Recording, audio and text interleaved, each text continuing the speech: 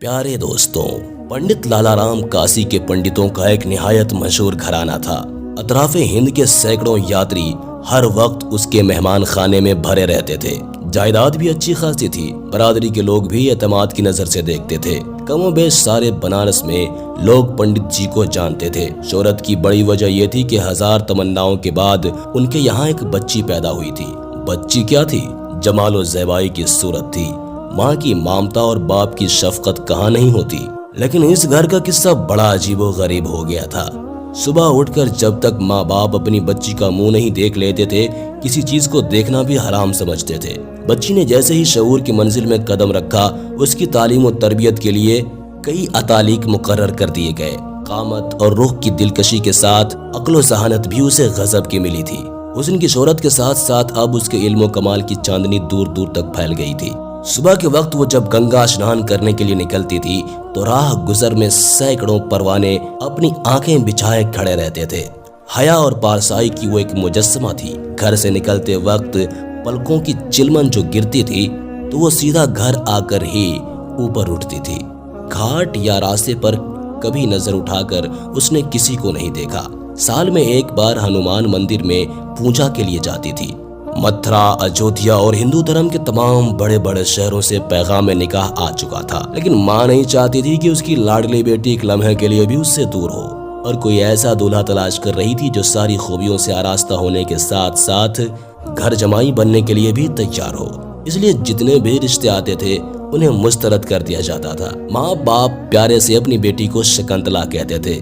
बड़े होने के बाद यही नाम सबकी जुबान पर जारी हो गया। अब शकुंतला का नाम घर ही के लोगों की जुबान पर नहीं था, बल्कि दूर दूर तक शकुंतला के नाम की शोहरत पहुंच गई थी। ठीक उन्हीं दिनों में हजरत औरंगजेब रहमतुल्लाह अलैह की हुकूमत सारे हिंदुस्तान पर थी। उस वक्त हजरत औरंगजेब रहमतुल्लाह अलैह ने इब्राहिम खान नामी एक शख्स को बनारस का कोतवाल मुकर्रर कर दिया। अभी उसे आए हुए चंद ही रोज हुए थे कि सारे बनारस में उसके खिलाफ दहशत फैल गई थी।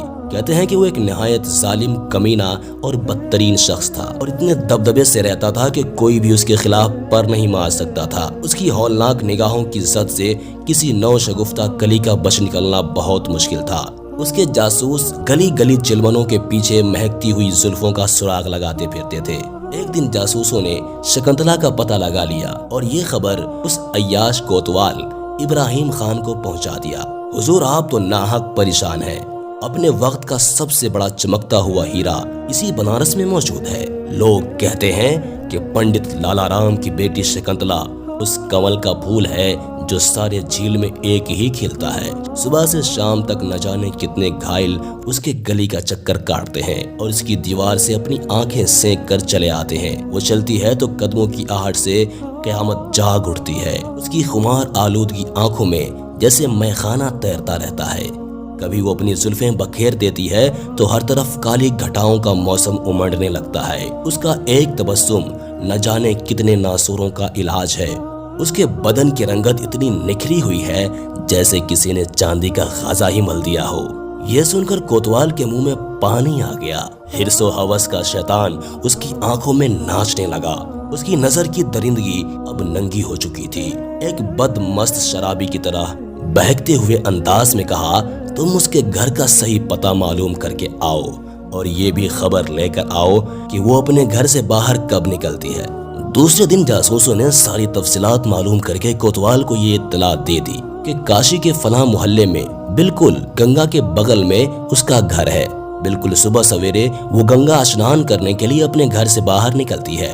रात और दिन में उसके घर से निकलने का बस यही एक वक्त है। कोतवाल ने पंडित लाला राम को अपने दरबार में बुलवा लिया और उसने पंडित से कहा, मुझे खबर है कि शकुंतला नाम की तुम्हारी एक बेटी है। मैं चाहता हूँ कि उसे अपने घर की जीनत बनाऊं, लिहाजा उसकी डोली सजाकर मेरे दरवाजे तक पहुँचा देना। बाप ने जब ये बात सुनी तो लरस गया। वो रोता रहा, चीखता रहा, लेकिन उसके चीखों पुकार का असर कोतवाल पर कुछ भी ना हुआ। उसने धमकी देते हुए कहा, 1 हफ्ते की मोहलत देता हूँ तुझे। अगर इस दौरान मेरे हुक्म की तामील ना हुई और तुम्हारी बेटी की डोली मेरे दरवाजे पर ना लगी तो फिर याद रखना कि मैं अपने सिपाही के जरिए से उसे जबरदस्ती भी उठवा सकता हूँ। बाप ने बेटी से मशवरा किया तो उसने कहा कि आप कोतवाल से 1 महीने की मोहलत ले लीजिए। 1 महीने की मोहलत भी दे दी गई।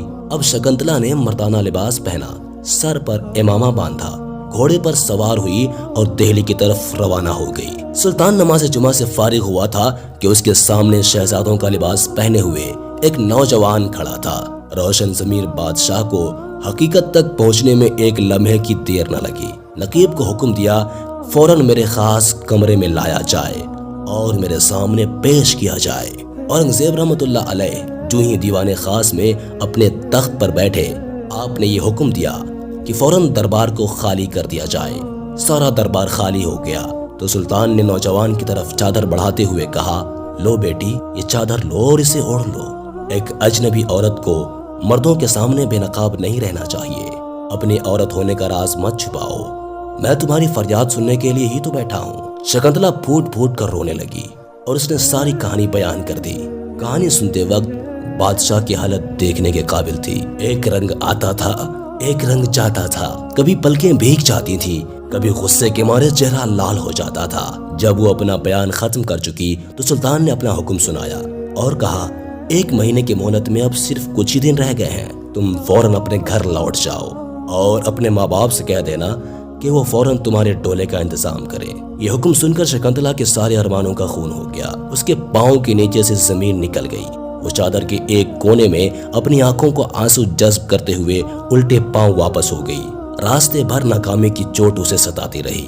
बार बार वो यही सोचती थी कि बादशाह ने उसके साथ इंसाफ नहीं किया। फिर कभी ख्याल आता कि बादशाह के मुंह से बेटी का खिताब मामूली चीज तो नहीं है, वो जरूर इसका हक अदा करेगा। जरूर आएगा वो मेरी मदद करने और उस जालिम को सजा देने के लिए। जो तारीख मुकर्रर थी उसी तारीख पर शकुंतला का डोला तैयार हो गया। सारे शहर में कोतवाल के जुल्म की भयानक दहशत तारी थी।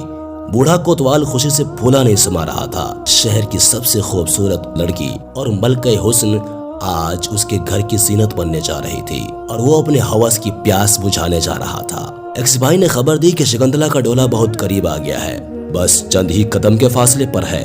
बूढ़ा कोतवाल पैसे लुटाने में मसरूफ हो गया। बनारस के भिखारियों में एक लूट मच गई। कोतवाल का गरूर और जाग उठा। पैसे लुटाता लुटाता डोले के करीब पहुंच गया। अब जब उसकी नजर उठती है तो सामने शहनशाह हिंद औरंगजेब आलमगीर खड़े थे। कोतवाल खौफ से कांपने लगता है। दहशत के मारे सारे जिस्म का खून सूख जाता है, मूर्ति की तरह बेहरकत होकर रह जाता है।